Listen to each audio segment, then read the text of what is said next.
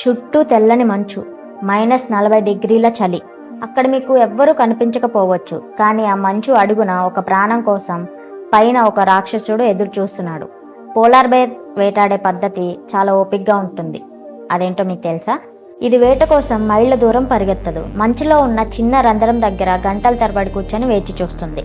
దాని నల్లని ముక్కు చూస్తే సీల్స్ పారిపోతాయని తన తెల్లని చేతులతో ఆ ముక్కును దాచుకుంటుంది.